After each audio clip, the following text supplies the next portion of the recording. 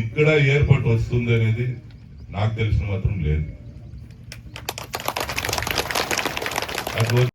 జై జవాన్ జై కిసాన్ ఈ రోజు ఏర్పరిచినటువంటి సమావేశంలో పాల్గొన్న ప్రతి ఒక్క రైతులకును, అన్నదమ్ములకును, అక్క చెల్లెలకు నా హృదయపూర్వక ధన్యవాదాలను తెలుపుకుంటాను మొదటికి. తర్వాత మన కృష్ణగిరి ఎంపీ గారైన గోపీనాథ్ సార్ గారికి, వసూరు ఎమ్మెల్యే అయిన వై ప్రకాష్ అన్న గారికి, గజేంద్ర అన్న సారు, తర్వాత చిరంజీవి యువ సేన నాగేష్ అన్న గారికి, ప్రతి ఒక్కరికి మేము రిక్వెస్ట్ చేశాము. సార్ మా భూములన్నీను ఎయిర్పోర్ట్కు పోతున్నాయి అని చెప్పి సమాచారాలు అందిస్తున్నాయి. దయచేసి మా రైతులు ఒక నెల నుండి సరిగా నిద్రపోవటం లేదు, ఆహారం తినటం లేదు, అదే చింతలో ఉన్నారు. దయచేసి మీరు ఇచ్చేసి మా రైతులకు ధైర్యం చెప్పాలని చెప్పి ఆహ్వానించాము. మన ఎమ్మెల్యే సారు వచ్చారు, ఎంపీ సారు వచ్చారు, తర్వాత వాళ్ళు డిఎంకే వాళ్ళు అంతా వచ్చి ఇక్కడ మన రైతులకు ధైర్యం చెప్పే విధంగా ఇక్కడ సపోర్ట్ చేస్తున్నారు. చూద్దాం రండి మన ఎంపీ సారు, ఎమ్మెల్యే సారు ఏం మాట్లాడతారు మన రైతుల గురించి, ఈ ఎయిర్పోర్ట్ వస్తుందా రాదా అని చెప్పి మొత్తం విషయాన్ని చెప్తారు.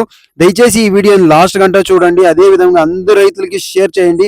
వాళ్ళకి ఎవరెవరు ఈ మీటింగ్ లో కలవలేదో వాళ్ళకి ఈ విషయం తెలిసి వాళ్ళు నెమ్మదిగా నిద్రపోని అని చెప్పి నేను వేడుకుంటున్నాను. సార్ ఏం చెప్తారో చూద్దాం రండి. వస్తుంది దాన్ని నిలబెట్టాలని చెప్పి 20 గ్రామాల వ్యవసాయదారులు అప్పుడు ఏడీఎంకే గవర్నమెంట్ స్టేట్లో ఒక ఏడాదయ్యా 2 ఏళ్ళయ్యా అనేక నేనే 2 సార్లు ఒకసారి క్వశ్చన్ వేస్తుంది.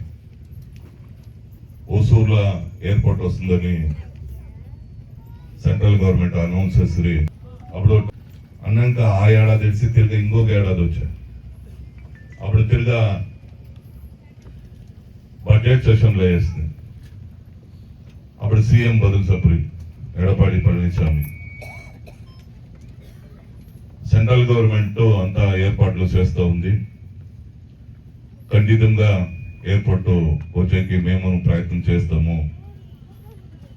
అని చెప్పి ఆయన బదులు చెప్పాను. అనేక గవర్నమెంట్ ముగిసిపోయా ఇచ్చినట్లు ఉంటే మీకు నోటీస్ ఇచ్చింది, లేదా రిజిస్టర్ ఆఫీస్ లో మీ నెంబర్ అంతా 0 చేసి ఉండండా, వ్యవసాయం చేయండా, బాగా భోజనం చేయండా, బాగా నిద్రపోండా, మీకు ಯಾವ తొందర రాకుండా నేను ఉండను, ఎంపీ ఉండరు, చూసుకుంటాను. నమస్కారం. ధన్యవాదాలు సార్, మా రైతులకు ధైర్యం